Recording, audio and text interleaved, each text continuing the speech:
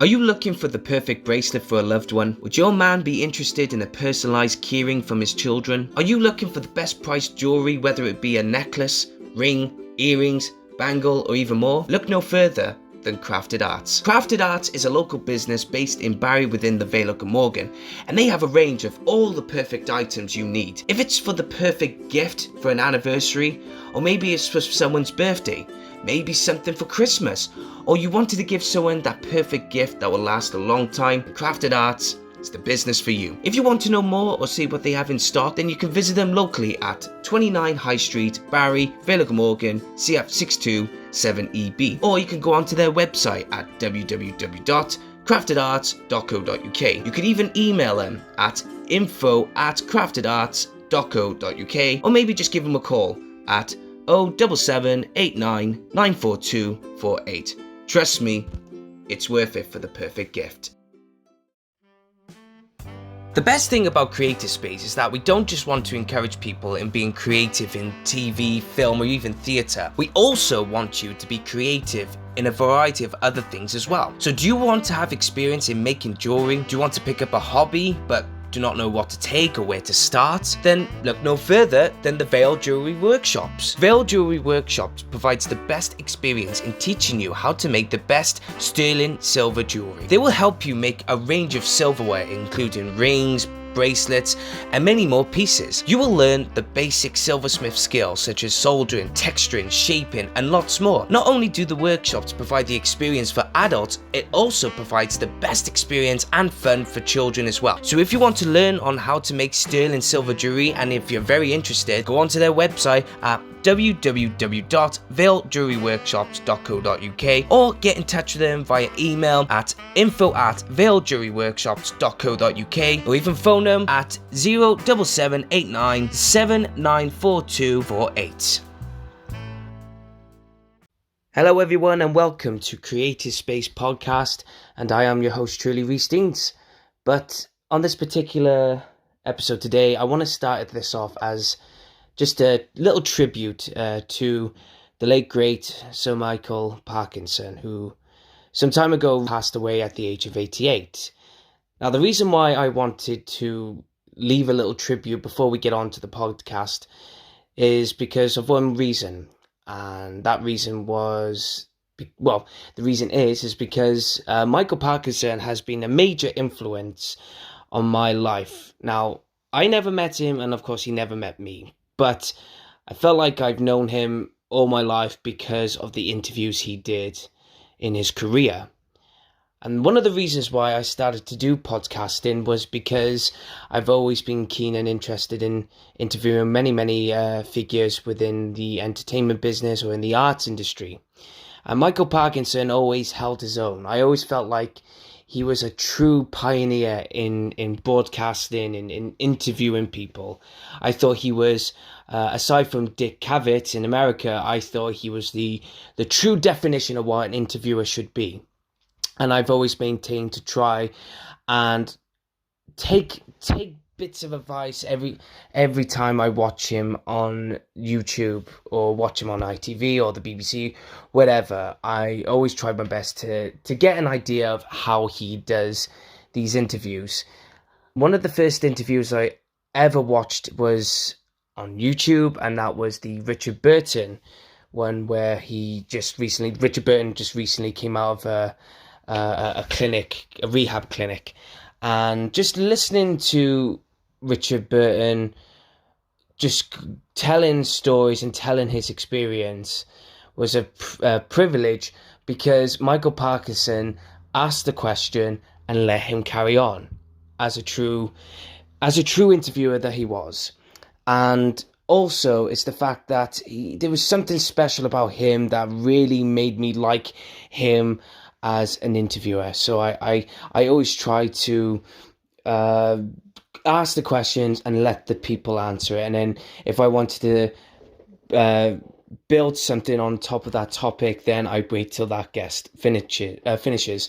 Now, I'm not perfect. I should do my own style of interviewing, and obviously Michael Parkinson, he wasn't, there were times that he wasn't having a perfect interview either, but we're all human. And but I think he was just more than that. And one of my favourite interviews that he ever did was not even any of the Muhammad Ali interviews. It was the Morecambe and Wise one, which holds a dear place in my heart because it was funny and it was genuine. And that's who Michael Parkinson was to me. He was a genuine interviewer and a major influence. So with that being said, this is a leading tribute to Michael Parkinson, and I just like to say, may he rest in peace. Now, without further ado, guys, let's get on to our guest, who is none other than the Welsh writer, poet, and historian, Phil Carradice. Now, the passion is there. We started talking in a bookshop called Bardic Books, which was located in Llantwit Major, and we were talking about Welsh history, and ironically enough, we were talking about, Welsh history in terms of films, theatre and television, because we mentioned loads about Richard Burton, Anthony Hopkins, Roald Dahl, and so many names. And it just goes without saying that it was a very special moment, because we did it in a location where it was out in public, and you got to picture the scene where we were in this small little bookshop in the back end of the room, where there was loads of books around us, and a lot of people were circling around us, just looking at us, thinking, are these two doing? What are they talking about? What kind of gibberish is this? But it's unique, and one of the things I love about doing Creative Space Podcast is that it has a unique way of doing things. So with that being said, let's get on with the podcast. It's me and Phil Carradice on Creative Space Podcast. Phil Carradice in the bookshop. It seems very authentic that we're doing a podcast. It's the best place for an author to be. I can assure you. Talking about being an author and everything, from what I was doing the research. Now, you were a teacher before you became a writer. Yeah. Now, was it always writing, or was it always teaching at first growing up? It was always writing. Always writing, but you couldn't exactly tell your career's master, I want to be an author, because they would have laughed you out of court. And so, to be honest with you, I had no idea what I was going to do when I left school. And then somebody said to me, well, a gentleman who you may know called Gareth Edwards, we were at a rugby trial, and he said to me come to Cardiff College of Education and we can play rugby for 3 years and we'll get paid for it. Well, he didn't mean getting paid for it, he meant having a grant from the government, which he did in those days. So I went to Kincoid and I trained as a teacher and had 3 fabulous years, A, playing rugby, which is my life at that time, B, enjoying literature and talking to my head of department, John Stuart Williams, really well-known Welsh poet, and then doing a lot of drama as well, all of that fabulous. But at the end of 3 years, what am I going to do? A lot of people like the Edwardses and the J.J. Williams who played in the same side, well, they became directors of companies. They never taught. What am I going to do? I'm not qualified for anything but being a teacher. So I have to become a teacher. So I moved into teaching, and that's how it began. But when it comes to something like that, when people say, "Oh, I'm gonna go into teaching," right? There's a lot of teachers who really wanted to be a teacher, but then it's like in my field, when a lot of people who they try to go into drama, or they do go into writing and everything, and it doesn't work out, and then they always use teaching as the last long shot in the dark, let's just say. Yeah. How do you feel when people do that, right? Do you feel like, well, I don't blame you, or there is a sort of, well, you should have thought it through? How do you respond to those kind of individuals? I think your last comment there, they should have thought it through. Yeah. I didn't think it through. I went to play rugby for 3 years and then got lumbered with it. But having said that, the real teachers, you either love the teaching profession, you love teaching kids, which I did because that's superb, or you don't. And if you don't, get out. And that's the problem that I think that our teaching profession has got. There are so many people who go into it because there is nothing else they can do, which I quite like this idea about, the Labour Party saying at the moment, but, give every starting teacher a £30,000 salary, which I think is fine. That way you are going to attract people in.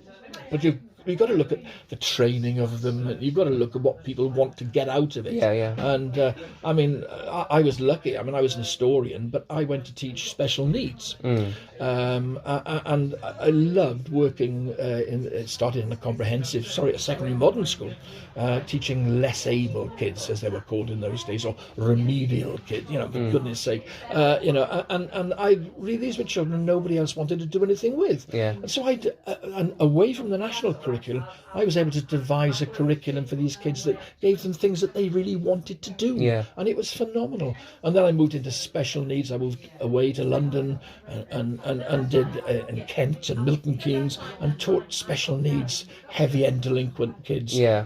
And that just stimulated so much in me. And that's where the poetry writing began. And that's where the first book came from. Yeah.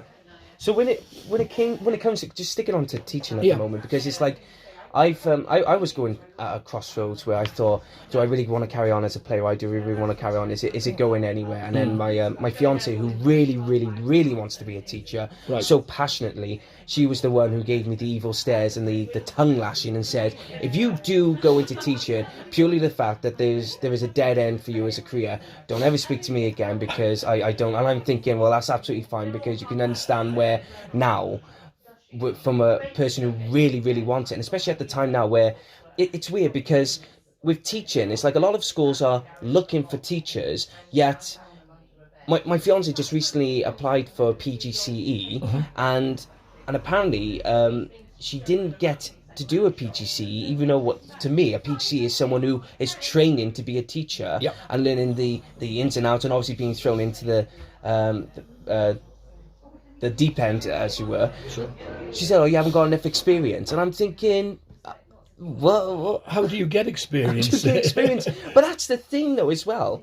It's like, you're saying that, but it's like in the drama industry, they advertise, no experience needed, you apply for the job, and then they come back and said, you haven't got enough experience. Well, how the bloody hell am I supposed to get experience then? Yeah, it's a catch-22, isn't it? Yeah, exactly. It's silly, but I mean, most of us, I mean, I when I went to college, teacher training college, they didn't teach me how to teach. It didn't teach me at all. What they did was to teach me an extension of A-level history and A-level English, and A-level PE, if you like. But they didn't teach me how to be a teacher. You had to learn that on the job. When my first teaching job, that was exactly what you learned, and you learned quickly or you went under. Simple as that. I think it's a human connection, isn't it? That's the whole point. It's to learn as a person, how do you relate to these kids? Yeah. And you're going to relate to some, you're not going to relate to some, but you try and find that level boundary. I mean, I think the other thing, my drama teacher, Jill Reese at college, she was absolutely brilliant. And she said, what are you going to do when you leave? And I said, I'm going to teach. She said, fine. The best teachers are the best actors. And I think that it stayed with me ever since, because you've got to put on that performance when you go into a classroom. The minute you step into that classroom, it's a performance. You've got to hold that like you would hold an audience in the palm of your hand. And if you can't do that, you might well have all the information you've got. You're not going to pass it on to the kids. No, and it's like for me, there's a lot of teachers that stick into my mind, not just the drama teachers, but there are teachers that have been really good to me. It's like my English teacher was really good, because it was funny, when I did my GCSEs, I bunked off a lot for English GCSEs, but I still passed, because the lessons I did go to, I proved that, well, I've got that capability of doing it. And it was funny, because we were learning about poetry, and there was a war poet. We were talking about First World War and the poetry, and how important that poetry was back in that period. And I can't remember what poet it was, but it said going into the depths of hell, it was, or something like that. And my English teacher went, what does he mean by that? And I said, well, maybe and I just put my hand up. No one, and it was the bottom set, like set 4. And I said, well, maybe they are in hell. I mean, at the end of the day, war is hell. And I went into this soliloquy of, well, this is the reason. And she just went, why are you in set 4? We're learning about of mice and men and everything. You should be learning To Kill a Mockingbird and everything. I went, do I really? But it was my writing, it was. I mean, I was speaking Yoda, writing backwards and everything, and until I took my BA script writing degree. That's when it started to improve. But everyone finds that you've got something that's going to set you off. And what you're talking about there is probably Wilfred Owen. I think you're right, Descending into Hell, or Sassoon, Siegfried Sassoon. These great writers in the First World War.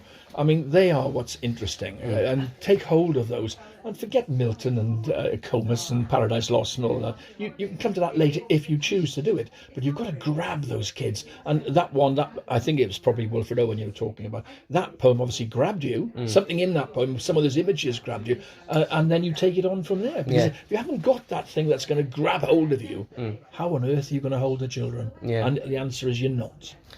Going on to writers and poets and everything, you yourself, you're a writer, but I've always wanted to know from a fellow Welsh poet and writer, we've had many, but there's always been the usual suspects that we always celebrate in Wales, and that's Roald Dahl and Dylan Thomas. Not that it is a problem. No. We love those writers, but I'm reading some of the names that I've cocked up. There's like Kate Roberts, Heddwyn, Patrick Jones, David Ab Gwilym, R.S. Thomas, Saunders Lewis, W.H. Davies, Alexander Cordell, Raymond Williams, Waldo Williams. I mean, the list goes on and on and on. Endless. Yeah, but do you think, you as a fellow poet, just reading out some of those names, do you think someone like Heddwyn, for example, do you think he should be more celebrated in Wales because of his poetry, or do you think someone else, in your honest opinion? Well, honest opinion, because I'm biased, but I've written a novel about Heddwyn. Oh, yeah. Well, it was in there. No, I mean, Heddwyn, bear in mind, he wrote in Welsh. Yeah. So it's a limited audience in that way if you want to actually look at him. But there are translations of his work. But read him in the Welsh if you can, because that's much, much better than reading a translation. But his story, the story of Heddwyn, writing a poem for the Eisteddfod in 1917, going into the army, going over the top on the first morning of the Battle of Passchendaele, Third Battle of Passchendaele, and being killed, so that when the Eisteddfod was held and they called the winner forward, happens to be Heddwyn, or Ellis Evans is his real name, and no appear because he's dead, and so they cover the chair in the black cloth, and I think what that symbolises is the key for me, because that black chair, that cloth covering the chair, symbolises all of the other empty chairs across Wales, and I think that's the significance of Heddwyn. So yes, he should be taught, but so should writers like Edward Thomas. People say he's an English writer. No, he's not. He's a Welsh writer. He's his background is Wales, and a superb writer, but he doesn't write about the war. Just like Heddwyn, really. Heddwyn does not necessarily write about the war. He writes, and Edward Thomas, and they write about what has been destroyed by the war. I think it was Edward Thomas who was walking with D.H. Lawrence, and Lawrence says to him, why are you enlisting? What are you fighting for? And Edward Thomas bent down and picked up a handful of dirt and said, this. And that's what they're fighting for. And that's what makes their poetry special. It's not just saying, we went over the top, we were killed, we shot, I shot. So that's not what we're talking about. There are so many other really good writers around today, still writing, Welsh writers. And I think, we've got to look at those. And I think that should come into the curriculum, so that we look not just at the Shakespeares and the Miltons and the Byrons. We look at all of Wales. And we move away from Dylan. Much as I like Dylan, but I mean, but there are so many other great writers. There's so many times we can quote, "Do not go gentle into that good night." There's so many times. Yeah. I mean, don't get me wrong. He's cemented in not just in Welsh history, but in history and literature and in all sorts. We can still celebrate him, but there is more to. Well, there's a lot more, because Dylan himself said, out of all the people who talked to me, I wish they'd read my poetry. And the answer is, most people who actually interviewed him or talked about him hadn't read his poetry. They read about him as a drunk. They read about him as a lecherous human being who does this and that, whatever. But they don't know much about Dylan Thomas as a poet, as a writer, as a novelist, because he wrote he wrote prose as well. Yeah. And I think to get beyond that image of the man, and Dylan has suffered from that, really, but he's still worth reading. There's no doubt about it. And it was, the reason why I got into Dylan Thomas was simply because of Richard Burton. Yeah. Under Milk Wood and that. Under Milk Wood and everything. And I think if it wasn't for, but it is like a domino effect, really. Yeah. As soon as one goes, the rest will follow, and I think that's why you need actors like Michael Sheen. I mean, he's brought Dylan Thomas back to a whole different generation because he's Anthony Hopkins as well. And that's right. And do you know what I loved about it? Anthony Hopkins' take when he tried to do it in the fields of Wales and everything, and it's such a proud Welsh moment. And then because it's around about the time the Oscars was when he won the Oscar for The Father, and it was the fact that.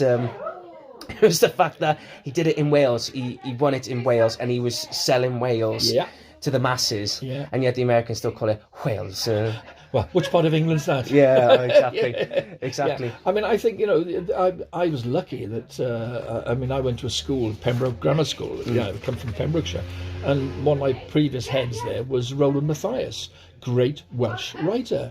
And we were walking down, I'd been thrown out of maths. Because a few were misbehaved, they threw out the class. Oh, don't! But 3 days before my GCSEs, right? My maths teacher turned to me and went, "Reece, you're going to fail." Yeah, exactly. Well, thank you very much. Yeah. But I was thrown out of maths, and suddenly our present headmaster, T.C. Roberts, came down the corridor, and with him was the previous headmaster, which is Roland. And Roland stopped, and I thought, "Oh my God, I'm in trouble." And he said to me, "Carradice," because it was all second names. So it was no Phillips. "Carradice, you boy could be a writer." And he moved on. That's it. That's all he said. And I thought, wow, thank you very much. And I think everybody needs that somehow, like you with your English teacher who says, tell me about this poem about going into hell, and then why aren't you in the top set, etc. That's that inspiration to move you on. Yeah, and it was funny because my major influences were my drama teachers, and they were telling me it was funny because they were telling me Mr. Pekenyak, his name was, and sorry, I've just been given a note. Don't forget to plug Bardic Books. We're going to talk about his books. No, Bardic Books, the shop. Bardic Books. Wait, we talked about it.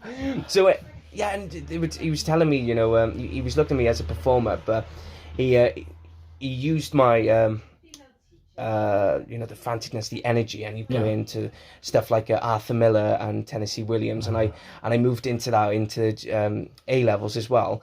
And I remember saying to my sixth form drama teacher, Alex, I remember saying, as much as I respect Arthur Miller, as much as I respect Howard Pinter, as much as I respect Tennessee Williams, because they are my favourite playwrights, and one of them is David Mamet as well. But I was like, why isn't there like just even a book of Emlyn Williams on the? It's annoying. Having said that, I love Arthur Miller. I think Arthur Miller to me is the supreme playwright of the 20th century. Yeah. I mean, I acted in The Crucible. Yeah, I was the Reverend Hale. Play. It's what a play. I know. What a play. It just, and I still have the lines in my head. In nomine Domine Sabaoth sui felique ite ad infernus, which is the when he stands over the girl who's in this trance, and it stays with you. Yeah. I mean, apart from the Bard, apart from Shakespeare, what other playwright really does that to you? Exactly, and I think Tennessee Williams does that for me because for some reason I always hear, have you ever heard the Napoleonic Code? Yeah. And that just stays with you. It's lines like that stays with you, including, I mean, A View from a Bridge. Yeah. I mean, he goes, I've been to Hoboken, New Jersey, because I hustled. And there's so many monologues and you can name from, but it was like Emlyn Williams. I mean, I'm starting to read him a lot more because I didn't even realise that I was watching a film called King Ralph with John Goodman, and it just literally crossed my mind where, wait a minute, hang on, so I had to Google it, and I was like, bloody hell, they actually taken it from Emlyn Williams' book. Exactly. I mean, Emlyn Williams, again, underrated, totally underrated, and his son, who acted in a lot of films with Richard Burton as well. He was in one of my favourite films, Where Eagles Dare. Yeah. He got killed off in the opening scene, I think. But they were all there, and they were all. It was a glorious golden time in Welsh literature, Welsh history, Welsh language, Welsh plays. And get that back somehow. Yeah. And we've got to do that. And the only way you can get it back is through the national curriculum. But I mean, forget ourselves in hamstringing people with the curriculum. Use the curriculum as a way forward. Yeah. I mean, going on to your novels, right? You've written many non-fiction, and I mean, if we can see it there, the Phil Carradice, the poster. Now, for me, when I was growing up, I think it was like a cliche that a lot of kids are fascinated by World War Two Yeah. because I don't know if it's something to do with the fact that it's so recent, historically recent, and but I've always looked into maybe the First World War again because it's 20th century and it's not. But for you, what fascinated you when you were growing up, and what historical moments or periods have really attracted you? Right. I mean, I would say both the First World War and the Second World War attracted me. My dad, God bless him, was in Burma during the Second World War. He was with the Chindits, and and Ellie as well. Nearly had the same birthday. Indeed, yeah, but that's true. Ellie Reese, who was another poet, you see, another poet, shouldn't say that, who is a poet. I mean, we're very nearly the same birthday, and both had fathers out in India and Burma. It's a strange world, isn't it? Yeah. But Dad came out of Burma after the Chindits 6 stone. And really did not want to talk about what had gone on. And I wish now, looking back, I had really plagued him much more or bribed him. I don't care whichever way you want to do it. But my grandfather, his father, had been in the First World War, and he was on Gallipoli. And I just think, wow, he used to tell me stories because he came out okay. And he was also in Russia fighting for the White Russians in that civil war, white against red Russians in 1919. And so those periods, because of the influence of storytellers, and my grandfather was an amazing storyteller, a good Scot. And my father, when I got him away from Burma, he would tell me great stories as well. So having got those storytellers, and as Kipling says, didn't he, or Kipling said that if we taught history through the medium of good stories instead of a litany of dates, we'd all remember it a lot better, because the whole point and the whole purpose of history is really not to make the same mistakes again. So I tell the Americans that we get on very well, I'm sure, but if we could, it's to me, get the story, tell the story, because that's what it is, and it's a story that needs to be marked. So I went on to study the Tudors and the Stuarts and so on, and good teachers helped me get interested in that, but my interest has always been 20th century history. 20th century history, because I've looked into the list of books that you've done, and we're going to talk about Russia because of the current climax of what is going on. But there was you wrote a book about the Cuban Missile Crisis, and I wanted to know, because obviously you get the themes going, but what was the initial response when you thought, right, I'm going to write about the Cuban Missile Crisis? It's interesting because I was asked to write that book. I didn't put it forward. Pen and Sword. They had a really, really good history producers, and they came to me and said, would I write a book about the Cuban crisis? Because, of course, I was, 15, something like that, when the crisis, and it's mentioned in I think, the introduction. I was sitting waiting for a history lesson to start, and my history teacher came flowing through the door, gown, because they were all gowns in those days, all over the place. And he said, I don't know why I'm bothering to teach you guys history. We're all going to be bloody dead next week. Which is so lovely, except he didn't use the word bloody. It was a rather stronger ghastly, isn't it? Oh, you can say if you want, no holds barred. I say it too often. But and so it fascinated me, that whole period. And when Pen and Sword, would I write a book on the Cuban crisis? I said, yeah, I will, but you've got to take it a stage back, really. Because the Cuban crisis was preceded by the Bay of Pigs, and the two have to go together. You can put them together in one book. I think they're 2 books. And the Bay of Pigs really is where John F. Kennedy made the biggest cocked up, totally and utterly. But when you consider, why did he launch why did it go? Because he had at that stage thousands of Cuban exiles roaming around Florida, armed with guns, and his response was, get them away, let them go and invade Cuba, and so we launch the organization, but we launch it and we make a hidden hidden assault on Cuba. Well, for goodness sake, And then it sounds like a comedy, don't it? It's something out of Dad's Army, or Monty Python, really. Because how can you have a hidden invasion, and why do you have it in the most remote part of Cuba so that nobody can actually get to the beach and nobody knows what's going on? Nobody knows what's going on, and then at the high point, he says, "Oh, we're going to withdraw aerial support." boom, boom, end of story. Of course, wait for the disaster. So the two have to go together, and it is. Most people know of the Cuban crisis. They never actually know more than they would if they read my books. Yeah. On it. Well, it's funny because the way I think about it, it was I know a friend of mine, Pete Thompson. He's used to be a copper back in the day, and ironically, his daughter taught me Welsh in Barry Boys, and Gwyn Thomas country. what's that? Gwyn Thomas taught at Barry Boys. Yeah? Long time ago. Brilliant teacher, brilliant writer as well.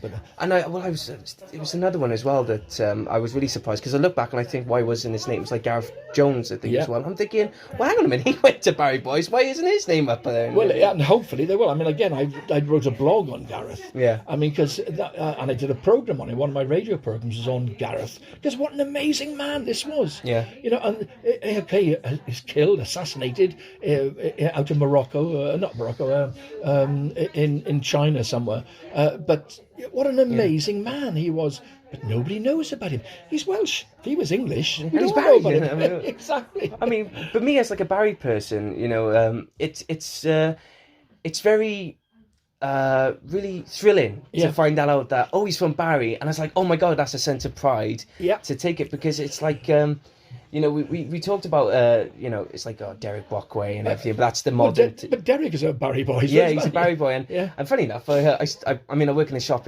called Trespass, and he came in and he wanted to return a jacket. He was like, I want to turn this, and I'm thinking, you're Derek Bockway. So what's the weather like, Derek? But Well, he's pretty good on the weather because he is actually a meteorologist. Yeah. He actually does forecast the weather himself. Most of the people on telly they're just people that they just stand up and read. yeah, no, he looks into He it. looks into it. He is, And that's a proper professional right there. Absolutely. Yeah. Carrying on with the books. So, with history, if you were to advise someone or recommend anyone any particular historical moments that no one knows, Right. no one is aware of. I mean, I'll say this now. My fascination with World War II comes afterwards. It was the Nuremberg trials. Yep. And my BAMP, he's a big history buff, and he went, what's the Nuremberg trials?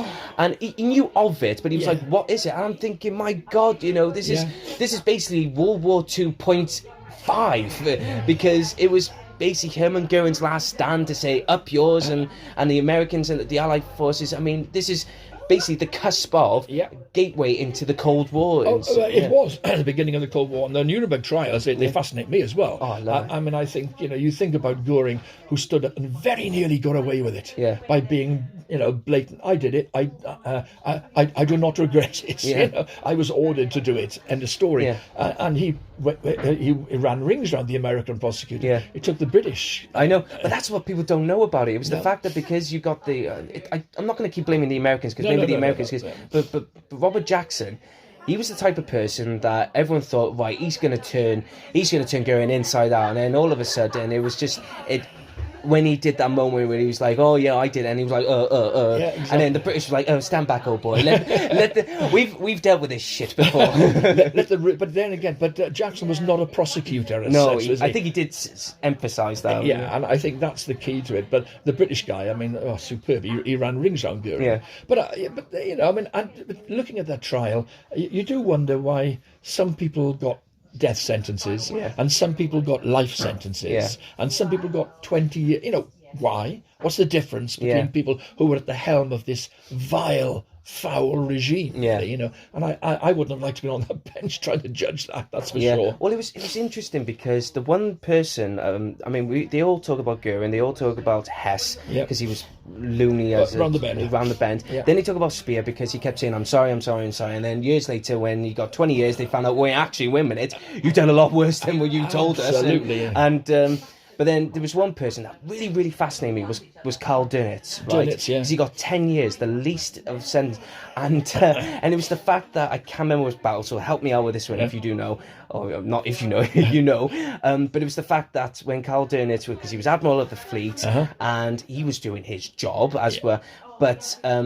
when they're talking about the crimes that he did, basically the defence kept saying, well, hang on a minute, you did exactly the same thing as he did, so what makes you perfect? Yeah, and that's a difficult one. I can understand that. I mean, the argument that Dönitz got 10 years didn't work with Goering and Hess and all the rest of them. No. So why? And so it's a flawed. Bear in mind, there had never been a war crimes trial until that stage, and I think they were finding their feet, weren't they? Really? Yeah. And I think the Russians had a huge influence. They were clear what they wanted. They wanted death sentences for the whole blooming lot. But so I mean, I think it's very hard to work that one out. But the whole thing was it fascinates me as well, I must confess. So apart from so we were talking about you, but if you were to recommend someone to look up this historical moment, whether it's for a film, theatre project, or just something to read and look at, what would you recommend? One of my favourite history books is about a topic that is on the face of it quite well known,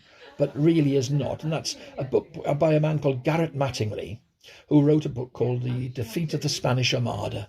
And it's about the defeat of the Spanish Armada. And everybody says, okay, it's when Britain smashed the Spanish fleet. No, Britain did not smash the Spanish fleet. The weather smashed the Spanish fleet. Human nature, basically. Human nature, nature, definitely. Yeah, nature. I mean, they Drake and Hawkins and all they followed the Spanish fleet up the Channel to Gravelines, and then Drake sent in the fire ships, and rather than sit there and be burned, the Spanish dropped their anchors and skedaddled. And they came out and the wind blew them north. They didn't lose one ship to the fire ships, and nobody knows that. They think they were all sunk. No, they came out from the harbour and they were blown north, and that's when the gale came. And dozens upon dozens of these ships were blown onto the coast of Britain, particularly Scotland and Ireland. But that's a bit that nobody knows. But Garrett Mattingly wrote that book, and that's what I've always tried to do in mine. He wrote it just like a novel. So to all intents and purposes, this is a novel about the defeat of the Spanish Armada. And that's what I've always said. If you write, I don't write for academe, I write for ordinary people in the street. And so there's one example. There are dozens of others. The death of Edward II. Another one that fascinates me. When I went to teach some of these heavy-end delinquent kids, trying to hold them in history lessons. They didn't want to know about the enclosures or the Rebecca riots. They wanted to know more bloody things than that. And so the first thing I said, well, how did King Edward II die? With a red hot poker up his rear end. Which is one possibility. We don't know that for fact, but it's possible. But they were, wow. And from there you move on. You catch them, you move on. So there are dozens upon dozens upon dozens. At the moment I'm writing a book on assassinations in the ancient world, because that's something everybody knows about. The assassination of Julius Caesar, but they don't know about the assassination of Pompey. They don't know about the assassination of some of the Egyptian pharaohs. And so that's what I'm trying to do, is to tell those. Ramesses III. Ramesses was killed in the most horrible way, and his throat was cut so badly it got right back to the neck, virtually came off. And these were crimes that nobody thought about, but they still remain fascinating because they changed nature, they changed history, they changed human existence. Are you looking for the perfect bracelet for a loved one? Would your man be interested in a personalised keyring from his children? Are you looking for the best priced jewellery, whether it be a necklace, ring, earrings, bangle, or even more? Look no further than Crafted Arts. Crafted Arts is a local business based in Barry within the Vale of Glamorgan, and they have a range of all the perfect items you need. If it's for the perfect gift for an anniversary, or maybe it's for someone's birthday, maybe something for Christmas, or you wanted to give someone that perfect gift that will last a long time, Crafted Arts is the business for you. If you want to know more or see what they have in stock, then you can visit them locally at 29 High Street, Barry, Vale of Glamorgan, CF627EB, or you can go onto their website at www.craftedarts.co.uk. You could even email them at info@craftedarts.co.uk, or maybe just give them a call at 07789 942 48. Trust me, it's worth it for the perfect gift. The best thing about Creative Space is that we don't just want to encourage people in being creative in TV, film, or even theatre. We also want you to be creative in a variety of other things as well. So do you want to have experience in making jewellery? Do you want to pick up a hobby but do not know what to take or where to start? Then look no further than the Vale Jewellery Workshops. Vale Jewellery Workshops provides the best experience in teaching you how to make the best sterling silver jewellery. They will help you make a range of silverware including rings, bracelets, and many more pieces. You will learn the basic silversmith skills such as soldering, texturing, shaping, and lots more. Not only do the workshops provide the experience for adults, it also provides the best experience and fun for children as well. So if you want to learn on how to make sterling silver jewelry, and if you're very interested, go onto their website at www.vailejewelryworkshops.co.uk or get in touch with them via email at info@vailejewelryworkshops.co.uk or even phone them at 07789 794248. Going back to some Welsh icons, Welsh figures and everything. Now, you as a history person, I've always wanted to know this question, this answer from your perspective. Now, every time I go to the Cardiff Museum, I've always seen there's always the paintings, there's the archaeology and obviously the paleontology, as I was thinking of. And every time I look around, I'm thinking, Wales has got such a proud history in film, TV, theatre, writing. Why isn't there a bloody wing, let's say, For Wales. In that? I mean, all right, we've got the BBC history, but and I'm going to say a big but because I'm saying this now because I've had arguments with this, right? I'm thinking it's not going to last long. I mean, and BBC Wales, you just think BBC as a whole. It's not BBC Wales. BBC tells BBC Wales, right, you're going to have this. There you go. And I'm thinking, well, why can't we learn a bit more about Richard Burton? Why can't we not exhibit, but a proper wing? So, in your opinion, I think it's called for, undoubtedly called for. It's the same way. I mean, when I was in school, I was taught no Welsh history at all. The only Welsh history we did, I think, at A level was the the Methodist revival. I mean, William Williams, Pontycelyn, Howell Harris of Trevecca. That's about as stimulating and as interesting to me as the dark end of the moon, But I didn't know that the guns on Nelson's flagship during the Battle of Trafalgar were made at Merthyr Tydfil. I didn't know that, that Wales was the most significant factor in the Industrial Revolution. There is so much of Welsh history that's just shoved under the carpet, and modern people like Burton, like Dullan.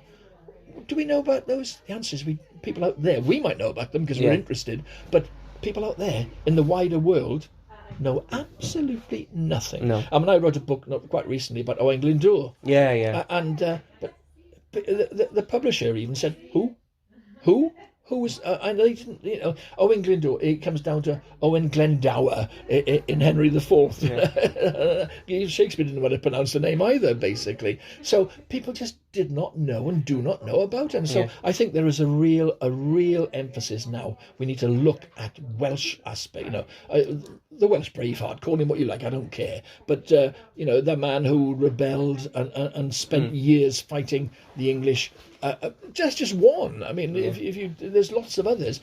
William Williams Pontycelyn is a fascinating man, but not the way it's taught at the school at the moment, and we need to think seriously about how we teach Welsh history, Welsh culture, call it whatever you want to. Now, I always want to know, the thing is for me, even though I do a bit of research for my guests, etc., and I ask a bit of questions, but sometimes I want to do questions off the cuff, improvise, and sometimes I don't know some of the books that people have read, and I go, oh, what's the book that you've written? Because I want it to be genuine. It's a genuine conversation, because not every bug is going to know every question in the sun. But you have written a novel, right? Not just children's, but not non-fiction. You've written a fiction book, right? You may have written more, but from researching, all I can see is one. Could you tell me that fiction book that I'm talking about, what the title is, and where you came up with the story from? Goodness me, would that be Stargazers, perhaps? Probably. I mean, it was this is where the powers of phones, right? This is the beautiful thing. Now, when I was doing research, this is what I was looking into. And a lot of people probably say to me, Reese, you're not doing your research properly. It was like, well, no, sometimes I like to improvise off the cuff and be more genuine. If I don't know, Hour of the Wolf. Oh, don't talk about Hour of the Wolf. That's not a novel, it's a book of short stories. And it was my very first book. I was teaching in Essex, in what was known as an assessment centre. So you didn't know, kids coming in all the time, one and gone the next. And you didn't know what your class was going to be from one day to the next. And it was heavy end. We had murderers, we had armed robbers, or, the whole thing. And as a young, I was 23, 24 years old. These kids were 16 and 15, not that younger than me. And my wife, God bless her, she said, look, sit down and write about it. You've always liked writing. Write about it. And so I wrote stories about these kids, basically about my experiences working with them. And inside a month, I had a pile of stories about 3 inches deep. And I happened to mention to a friend in school what I was doing. He said, let me see them. Took them in, threw them on his desk. He said, can I keep them? Can I take them away? He said, do what you like with them. As far as I'm concerned, they're therapeutic and the use is gone. He came back to me 3 weeks later and he threw a copy of the Times Educational Supplement on my desk and said, page 27. Page 27, one of my stories that he had sent off to the magazine. And my name, not his. 2 days, 3 days later, a check arrived in the post. And I thought, wow, I can do this. And a magazine called Social Work Today contacted me and said, love this story. Do you think we could have a story a month out of you? I can give you 3 years worth of stories. And so I sent them a whole pile of stories. For about the next 2 or 3 years, stories of mine appeared every month in this magazine. And then, would you believe, at the end of that period, a publisher came to me and said, all these stories, we've loved them, can we put them together in a book? I said, well, I've got a first book. Yes, of course you can. But looking back now, it's the most horrendous. It's called The Hour of the Wolf. Hour of the Wolf is between 3 and 4 in the morning. It's a Russian phrase, and it's when lots of suicides take place. It's the nothing of the night day. So this book came out, and it did sell very well. I'm very, very pleased by that. But I look at it now and I think, oh my goodness, it's so badly written, overwritten. Adjectives, because I'm a great believer in cutting out adjectives, cutting out adverbs. Let's get to the and so I say to people, if you have ever come across a copy of The Hour of the Wolf, do me a favour, buy it. Okay, and you can find it in second-hand bookshops. Not this second-hand bookshop where we are now. No, but Bardic Books. I've been shown a note. There was a note here in Bardic Books to push it. Yeah, Kath will be pleased. But I mean, they're good. Hey, and you can find copies of it. Yeah, it costs you about £2. So I say, I'll give you £5 for it. And I used to say 10. But then a little boy from Bridgend appeared at my door one day and he had 10 copies of the book. I had to give him £100, right? So I've reduced it to £5 now. But anyway, if I ever get copies from that or from anywhere else, I usually rip off the cover because I like the cover. It's a great picture of a wolf howling at the moon. And then take the inside out to my garden incinerator and I burn it. Oh my God. And I know all the, go back to Nazi Germany and the burning of books shouldn't be done. I don't recommend it, but I hate the book that much. So I think if it's coming from the writers per se, then I think the writer has every right to. Yeah, it's a different ball game. It's not like someone's telling you burn it. It's like piss off. Exactly, very different. But I mean, I think I think all writers should. I don't know if they do. I think probably most of them do. Look at their work with a critical eye, especially their early work, and say, there's something wrong with that. So. Well, it's funny that you mention it because I was watching some interviews of playwrights last night, and one of them was Tony Kushner, who wrote Angels in America. Yeah. And it's so surprising from a playwright's perspective as well. It's like for me, because I'm going to have one of my plays published. Right. My very first play published, which is it's about Kino, Fred Kino, which I'll tell you more about it later on. Yeah. And from what Tony Kushner was talking about, and obviously I've got the play Angels in America. It's a 2-part play. Right. You have to go and watch I think the one's called Millennium, and the other one I can see it in my head, but I cannot pronounce it for the life of me. But the thing is, it's like it's basically 2 plays in one. You got to go see the one play in one day, and then you got to go back the next day and watch the other one. Okay. And he always talks about how he wrote that in the 80s at the height of the AIDS pandemic and the politics of Reaganism, etc. And he said, you know what, he keeps going back, and either he's been told or he thinks, right, I got to rewrite some parts for the modern look of it, because there was. When the National Theatre done it with Nathan Lane and Andrew Garfield, I noticed as well. I didn't go see it. I saw it on the National Theatre's site. Right. Yeah. That there was a lot of dialogue change, etc. And I'm thinking everyone goes back and rewrites their work and their own critics. Absolutely. I think you have to be.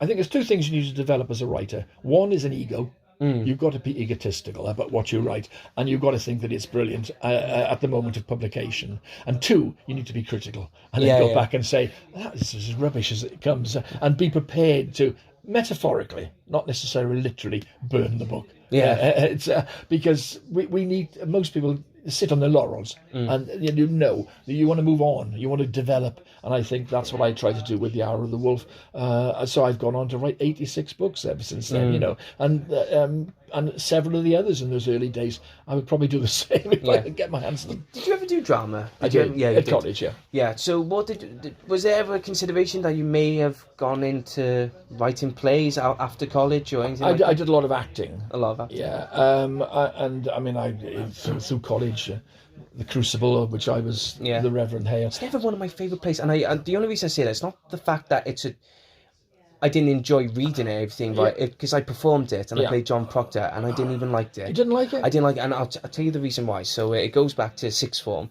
and my drama teacher was auditioning 3 plays in 3 different groups for the drama class. I was put in the Crucible one, and she wanted me to audition for John Proctor and Reverend Hale. And the thing is, I preferred Reverend Hale more to John Proctor, because Reverend Hale... He's a more rounded character. Yeah, he was more rounded. He was more very charismatic, more energetic. I felt like I can identify that. So, and the thing about the character of Reverend Hale is that he wasn't even a bad character. He was all for John Proctor. He was standing up for John Proctor. He was at the end, certainly. Yeah, and he was. And he was like, "What are you doing?" And I'm thinking that this is the kind of guy that I would be. And John Proctor, I mean, he was in some ways. I mean, even though he said what he said, he was a fornicator. He was a fornicator. He was. He was a liar. Yeah. You know, and he never went to church. He never turned up at Paris's church services because he disagreed with what Paris had said. Yeah. You know, he was a fallen character. Oh yeah. So yeah. And so I was given the part of John Proctor, but my drama teacher, and if Alex is listening to this, I do apologise, but this is what happened. She kept telling me, be more aggressive, be more loud, shout so much. So I was like, okay. So we got down to the examination day, and I was loud and everything. And then when I got my exam paper, my results back, I had a B, a low-grade B for my written paper, despite the fact out of 60, I had 58 out of 60. So work that one out. My drama teacher was a bit like, well, hang on a minute, that don't make any sense. You should be getting an A, or in fact an A star. So, but then when it came to my performances, the drama teacher, the drama examiner gave me an A. Not an A, an E, sorry. Really? An E, not an A, an E. And he said in his notes, and gave it back to the drama teacher, Alex. She read him to me and said, "You were shouting too much." And I said to Alex, "Well, you told me to do that." And you know, I'm no Richard Burton or Anthony Hopkins at that time. If I was, I mean, of this, and I go, well, hang on a minute, I'm not going to do that. This is not how the character works. But because, you know, when you're a kid and you want to get the best grades and everything, you do what the drama teacher tells you. And she said, well, I'm not having this. I'm going to resubmit your paper. You don't have to come back and do the coursework side, because what they did the coursework bits, workshop side first. Then they do the performance exams. Yeah. So in all fairness, I didn't have to go to a drama class for 3 months. Still had to do it in performing arts and everything, but not in theatre studies. Yeah. And she went, right. And in all fairness, one of the reasons which I do agree with Alex was the fact that I was not paying attention to, because when it came to the group one, she said, right, you've got to do this one. But in the monologue one, I said, I want to do the one man, two governors. She wanted me to do a monologue from Oedipus. She wanted me to do she said, I think you'd be good at that. And I said, no, I want to do one man, two governors. She was like, all right, then fair enough. And I think she knew then, it's like, if he's not going to listen, this is what's going to happen. So I was given an opportunity. She went, you're going to listen to me? I went, yeah. So she gave me a monologue from Tennessee Williams, The Glass Menagerie, which is, I am the Tsar of the Underworld. I played crapjacks on the roulette table, wear a patch over one eye, and I loved it. And then she gave me the part of the Native American from One Flew Over the Cuckoo's Nest. A's all around. And she went, told you. And I was like, all right, then, fair enough. But it's interesting, isn't it? Because at the end of the day, when I was directing plays... Yeah. I want to direct, and I want people to do what I tell them. Yeah. I'm happy to change my opinion if you can show me why you want to go down that route as opposed to this route. Yeah. But at the end of the day, it's the director's decision. And you look at plays and you look at television or films, the director decides which way that's going. You know? And if I know that, if you think about it, I did a play called The Private Ear, Peter Schaefer, which is Anthony Schaefer's brother. And 2 days before our first production, the director said to me, "Do you know this would be a lot better if you had a northern accent?" I said, "What do you mean northern accent? Yorkshire, Lancashire?" Yeah. "I don't do accents, but but please try." So I still remember it. "Do you want to spend the rest of your life typing nonsense? Dot copy and 2 carbon." It's still there in my head, and it was so much more effective, even though it was just 2 days before. But the director was directing, and I happily went along with them. You've got to go with the director, surely. Yeah. Whether that's a director in school, or the director in stage, you've got to go with them. And the thing is as well, it's not down to you, it's not on your neck, it's the director's neck's on the line. Correct. So, you know, if that person's going to do it, the director is going to turn around and say, look, it's not going to be your doing, it's going to be my doing. Correct. And I think that's fair. You've got to know that. And that should give you security. Same with a book. You write a book, and at the end of the day, the publisher brings it out. But, really, if the publisher chooses to publish it, it's their problem. Yeah. When it comes to the last couple of questions, and Phil, this has been brilliant, and I've never done this, especially in a bookshop, just sat here. Bardic books. Remember, done it. But no, it's been absolutely thrilling to sit. And I just wanted to know from, because I'm at the moment, I've written a film script, but I've got my own, what I call Welsh trilogy. And I've got like a crime, a western, and a horror. Right. Now, they're all based or related in the Welsh way. So the western is set in Patagonia. Right, of course. So Patagonia, it's got to be, because how can you call it a western when it's up in the valley somewhere, Although the Carry On Cowboy. Carry On Cowboy, yeah.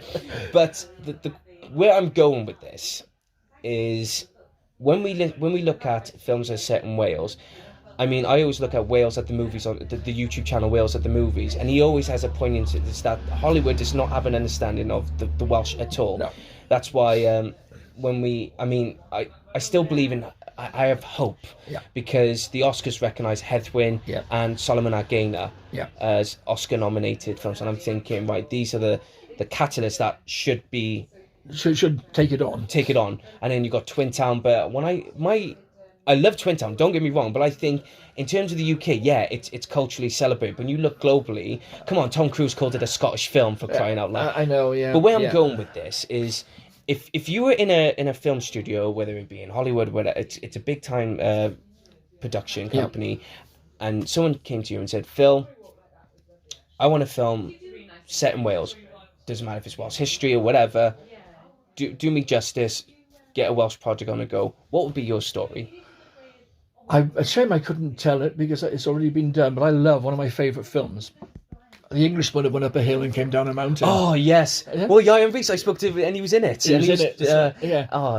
I mean, absolutely superb film, and it catches that part of Wales. So, but I would like to have written that, but it's been done, so I can't. I don't know. I mean, I've got...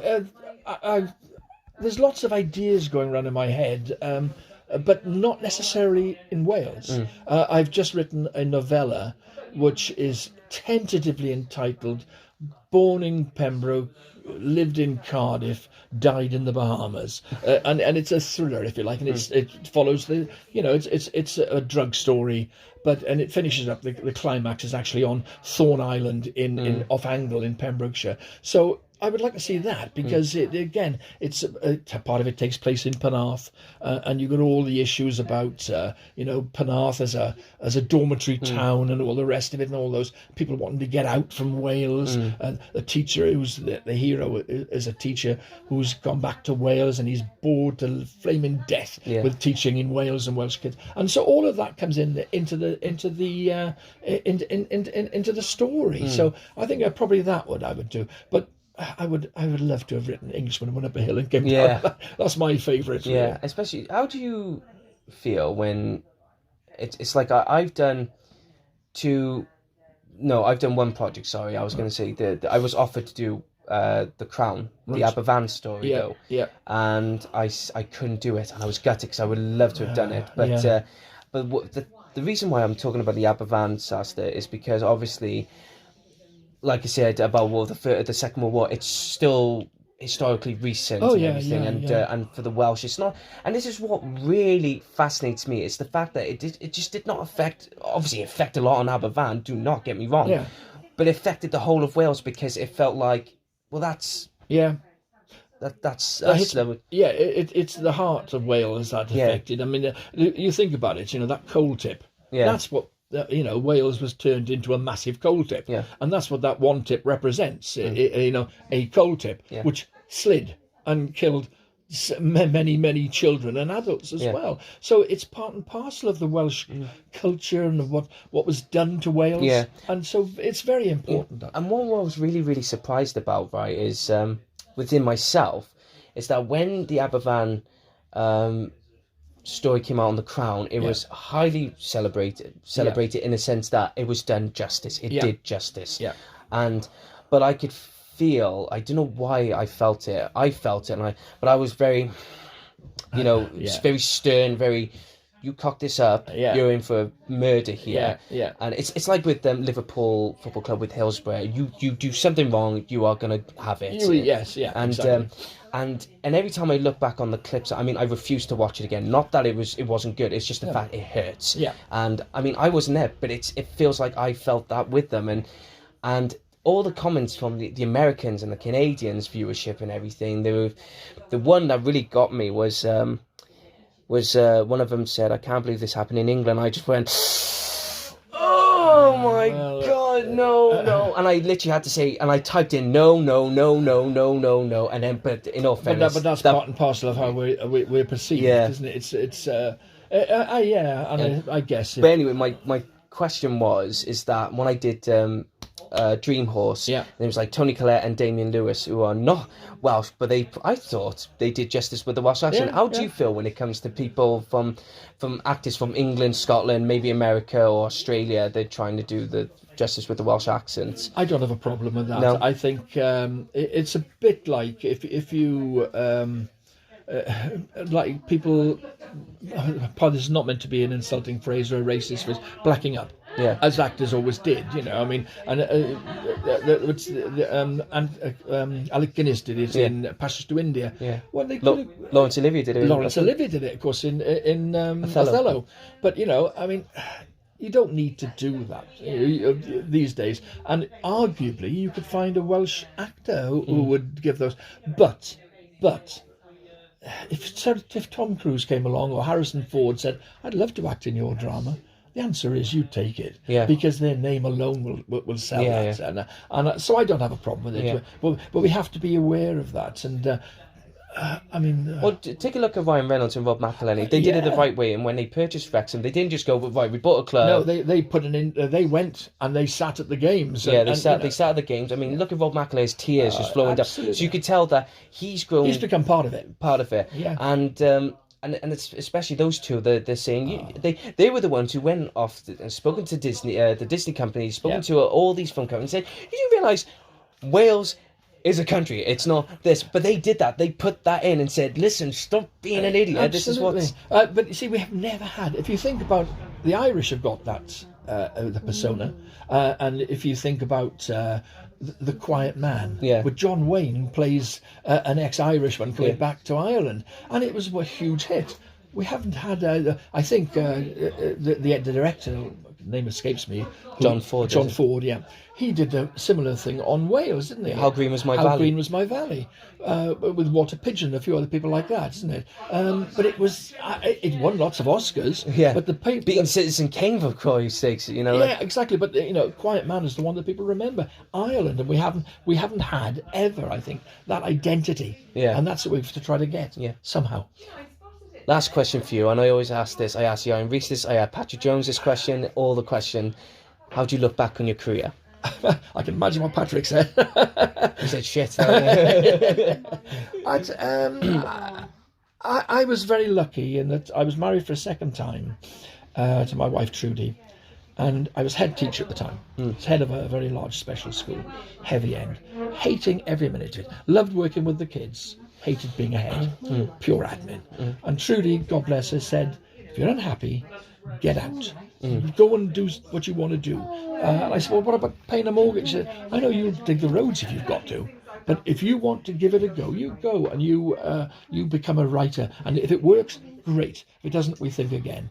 And she is so brave, because she could have lost the house, she could everything could have gone. But she gave it to me, that impetus. And so I look back and think, I should have done that earlier. I should have done that earlier. And I think, having said that, I enjoyed teaching, I enjoyed working with these kids, but I should have given the writing, which has always been my baby.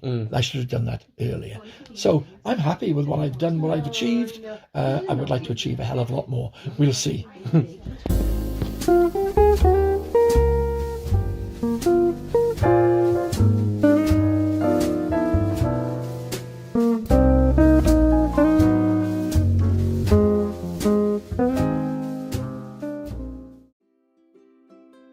Are you looking for the perfect bracelet for a loved one? Would your man be interested in a personalised keyring from his children? Are you looking for the best priced jewellery, whether it be a necklace, ring, earrings, bangle or even more? Look no further than Crafted Arts. Crafted Arts is a local business based in Barry within the Vale of Glamorgan, and they have a range of all the perfect items you need. If it's for the perfect gift for an anniversary, or maybe it's for someone's birthday, maybe something for Christmas, or you wanted to give someone that perfect gift that will last a long time, Crafted Arts is the business for you. If you want to know more or see what they have in stock, then you can visit them locally at 29 High Street, Barry, Vale of Glamorgan, CF627EB, or you can go onto their website at www.craftedarts.co.uk. You could even email them at info@craftedarts.co.uk, or maybe just give them a call at 07789 942 48.